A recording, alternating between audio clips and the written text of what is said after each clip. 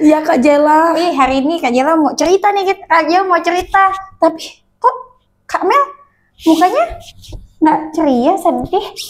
Kenapa Kak? Ada apa? Iya nih Kak Jela, aku memang lagi sedih. Ada apa Kak? Tadi aku di kelompok belajar, aku diejek, aku diolok, Ya ampun. dan aku nggak dibolehin masuk kelompok mereka. Loh, kenapa? Karena aku nggak bisa dan nggak jago matematika. Ya elah. Kak Mel, udah nggak usah dengerin. Tapi benar sih apa yang mereka bilang. Aku memang nggak bisa matematika. Walaupun aku masuk kelompok mereka, aku hanya menyusahin mereka saja. Ih, nggak usah didengarkan omongan mereka itu. Kalau semua orang bisa matematika, lalu nanti di kelas siapa yang bisa IPA, siapa yang bisa nyanyi di depan, siapa yang bisa seni. Wah, Kak Mel, nggak usah didengarkan omong-omongan orang kayak gitu. Pas semuanya itu udah diciptain Tuhan sesuai dengan kemampuannya. Aku harus bagaimana dong Kak? Ah, ya udah. Nanti Kak Jela kasih solusi ya. Tapi kami dengerin Kak Jela cerita dulu, oke? Iya Kak Jela. Oke, Kak Mel duduk dulu ya. Iya Kak. Oke, Kak Mel. Wah, selamat sore adik-adik. Sore Kakak. Apa kabarnya? Luar biasa. Yes, amin. Nah, adik-adik, tadi Kak Mel lagi sedih karena dia lagi dibully. Ih, zaman sekarang tuh lagi zaman-zamannya kan dibully kan. Nah, tadi mau kasih solusi Kak Jela, tapi dengerin Kak Jela cerita dulu ya, oke?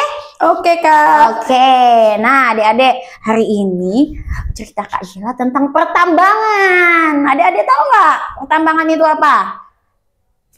Orang yang cari emas ya?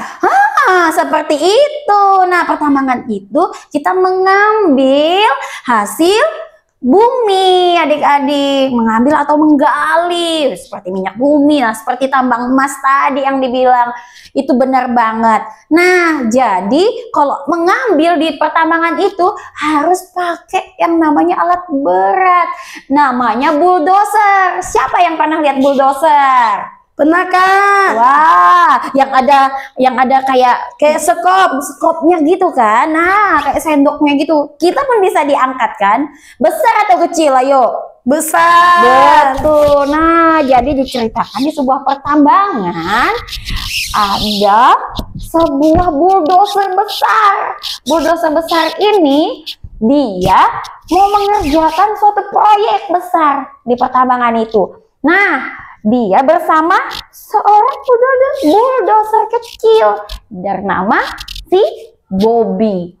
Nah, ternyata yang besar merah ini adalah ayahnya Bobby. Nah, namanya ayah Dos. Ayah pun berkata sama Bobby, karena si Bobby ini baru pertama kali loh adik-adik, dia baru pertama kali kerja di proyek.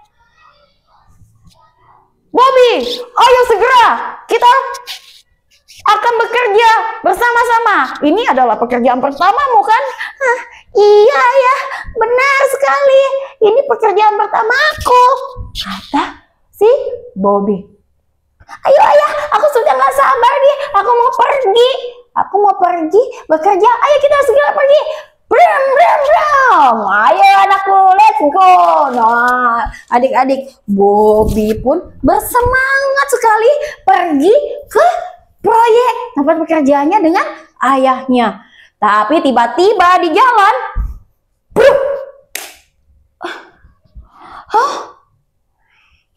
anak kecil, kamu pasti baru kerja ya di sini ya? Ternyata ada bulldozer yang bernama Bull, adik-adik. Iya, aku baru pertama kali kerja. Emang kamu bisa apa di sini? Sana, mendingan kamu pulang aja ke rumah. Lihat aja badanmu itu kecil, tidak berguna. Mana mungkin kamu bisa kerja di sini. Dan Bobby pun terdiam. Sudah, sana kamu pulang, kata si Bull sambil ngegas dia adik-adik. Sehingga debu jalanan kena ke mukanya si Bobby. Bobby pun terbatuk dan ayah pun menyamperin. Ada apa anakku? Ada apa anakku? Kenapa? Tidak ada apa-apa ayah. Tidak ada apa-apa. Jangan berbohong sama ayah.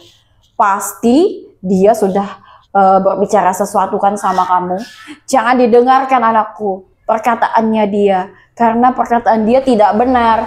Dia hanya membuli kamu. Kamu lihat badanmu kecil, kamu gesit, kamu berbeda dari yang lain, tapi kamu geraknya cepat anakku.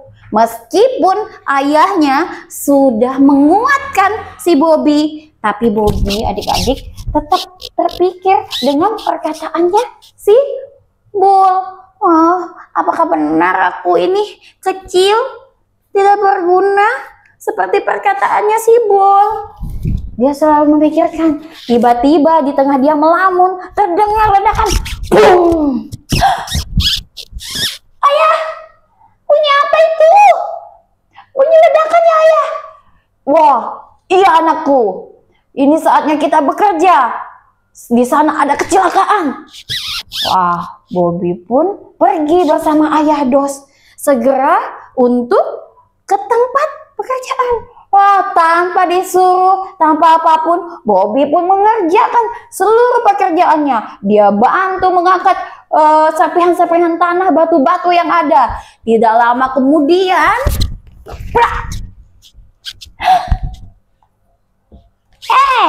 anak kecil, sudah kubilang kepadamu, pulang sana, pulang ke tempat ibumu. Kamu tidak bisa apa-apa, jangan di sini. Sakit, Bu. Jangan dorong-dorong aku seperti itu. Sakit. Wah, si Bu mendorong dan mulai mengatai si Bobby lagi adik-adik. Dasar kamu anak kecil, mending kamu pulang saja. Dan si Bobby pun sedih adik-adik. Dia terus memikirkan perkataan si Bull. Ternyata benar perkataan Bull. Lebih baik aku pulang saja. Dan Bobby pun berhenti dan dia pulang ke rumahnya meninggalkan pekerjaannya. Tiba-tiba setelah Bobby pergi, ada suara radio di proyek berbunyi. Teman-teman, tolong kami di sini berempat sedang tertimbun tanah. Wah, semua bulldozer sangat senang karena apa? Ada teman-temannya yang masih selamat di dalam. Bagaimana ini? Mereka ada di dalam. Bagaimana caranya ya untuk menyelamatkannya? Wow, iya juga ya. Mereka di dalam. Siapa yang harus menyelamatkannya? Aku tahu siapa yang harus menyelamatkannya. Ini adalah tugasnya Bobby. Dia kan kecil, dia kan lincah. Tapi Bobby tidak ada di sini. Bobby sudah pulang. Dia sudah pergi, tidak tahu kemana. Dan ayah Dos mengetahui itu. Aku akan segera memanggil anakku. Ayah Dos pun segera memanggil anaknya, si Bobby. Bobby anakku, kemarilah nak. Di proyek masih membutuhkan engkau. Banyak yang harus diselamatkan. Mereka butuh kamu nak. Tidak ayah, Bull bilang aku tidak berguna. Benar kata Bull, aku tidak berguna. Ya sudahlah, aku tidak berguna ya, aku pulang aja. Tidak benar Bobby. Perkataan Bull itu sudah ayah bilang, kamu tidak boleh mendengarkannya. Kamu harus bergegas, kamu harus membantu. Kamu percaya ayah kan? Kamu badannya kecil, kamu bisa masuk ke dalam lorong itu untuk menolong mereka. Hanya kamu satu-satunya yang bisa nak. Bobby pun berpikir dan ayahnya bilang, kamu percaya ayah tidak?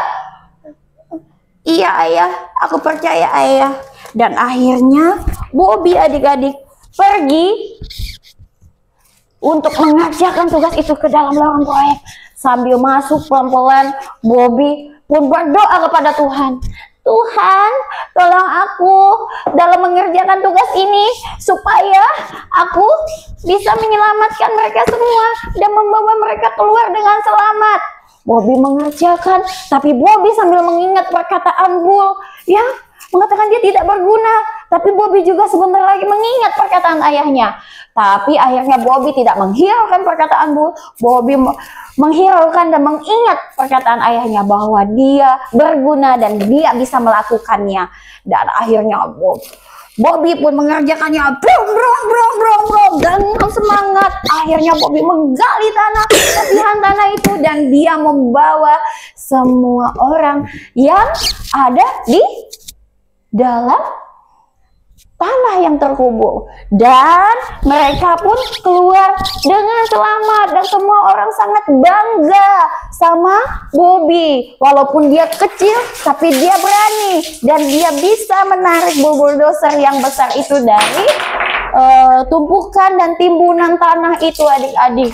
Bahkan si Bull pun meminta maaf, adik-adik, dengan si Bobby karena dia sudah membuli Bobby. Wah, adik-adik, hebat ya Bobby.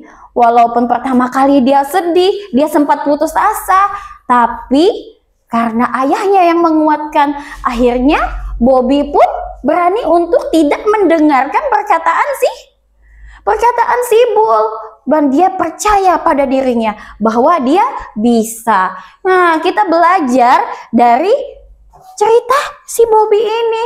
Terkadang kita itu suka mendengarkan perkataan orang lain. Wah, kamu hitam. Wah, kamu jelek. Wah, kamu nggak bisa ini. Wah, kamu nggak bisa itu.